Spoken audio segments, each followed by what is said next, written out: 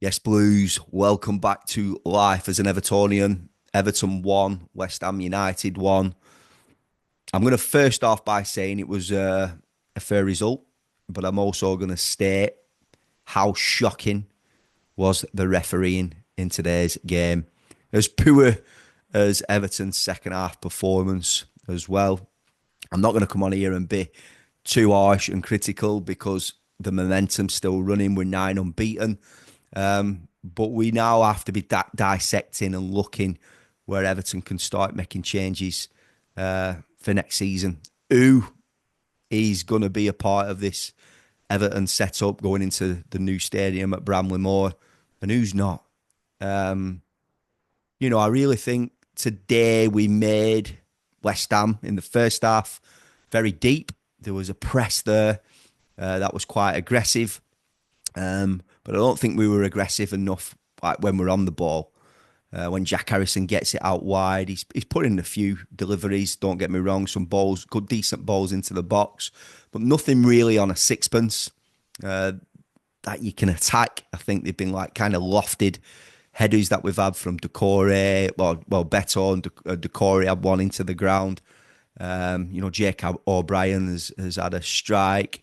But that were it in terms of chances. How deep we made West Ham be. And this is where we're crying out for, a quality number 10 and a good right-sided player. Obviously, we've got Lilliman Njai who's injured at the minute. I do like to see Njai now on that left. He ultimately comes in as a number 10 as well. And I would love to see another left back, coming in. So for me, I know we're all wanting that number 9, but definitely a number 10, a right-sided winger player, and also a left back. Mikolenko's been all right today. Don't get me wrong; he's good defensively, he's solid. But we need better quality in those areas. And when I look at West Ham today, Soucek, he took his goal well. You got the likes of Jared Bowen. How much vastly would Kudos improve Everton? Even him just sitting in there as a number 10. He just would. And I'm not saying Everton are going to go out and sign those players, but it's looking at that type of ilk. We need some aggressive players in them wide areas, especially on that right.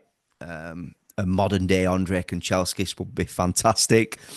But yeah, you're looking at players who aren't, I feel, going to be a part of this going forward into next season. And listen, those players are playing for their careers in terms of putting themselves in the shop window.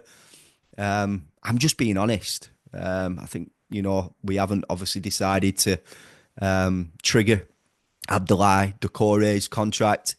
I don't think Lindstrom is good enough. He likes to receive the ball. He's got a decent first touch, but he plays it safe quite a lot. We don't really see anything from him in terms of whipping the ball in, albeit he got an assist for Jack Harrison last week. Just need some aggression on the ball, driving at fullbacks, making it hard work. And they just would. Jared Bowen, Kudos, and Soucek just would improve Everton. And I'm not saying we're going to go and sign those players. So I don't want to be too critical. Listen, it's 9 games unbeaten, albeit 5 of those were draws. We're still building that momentum. Pickford's not really had much to do today, apart from him. I think he had a save that he made in the first half. It was there, it was above him, it was easy to save. But that's been it. I think what's changed it for us in the second half, because 25 to 30 minutes, it were all West Ham, really. Without really hurting us apart from the goal, which obviously that's the most important thing, is to get yourselves ahead, and that's what they did.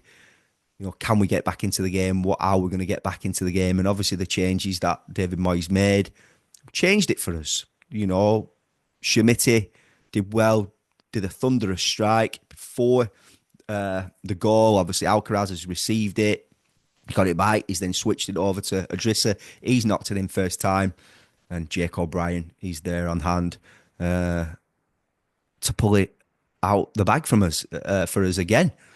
David Moyes says he's a hybrid fullback, a right back, and listen, I think he's been absolutely superb at right back, and obviously uh, the aim for him is to become a massive centre half for Everton. But the fact that he can play right back, you know, is brilliant. It's fantastic for us. It gives us an option where, you know, he can play both those positions now. And, you know, that's clear to see. I think there's been many players who have done it in the past. You know, I remember Joelin Lescott did it for us, played at left back. So, listen, massive option for us, and he's come up with the goods with a superb header. Just again worked really hard. I thought Jimmy Garner were a little bit quiet today. You know, Timur Aburum came on. I like that lad. I think there's a top player in there. I really, really do. I think he's going to improve. You know, obviously he's been injured for a long period of time. He started the season off very well. But I think there's a good player there in Timur Aburum. So, listen, it is about dissecting, I think, who aren't going to be there. I'm going to do a video, you know, this week with the players, contracts and loans that are coming to an end, and who we think is going to stay and who's not going to go. Who's going to stay and who's going to go, should I say. Listen, Alcaraz could have won it for us at the depths. And it didn't really work for him today playing on that left side. He is more central. And that's obviously when he went into that central role and those changes were made. Everton managed to get another point. And listen, the momentum continues. Blues, please subscribe to the channel if you haven't done so already. Click that bell to turn on post notifications. And I will see you in the next one. Peace out.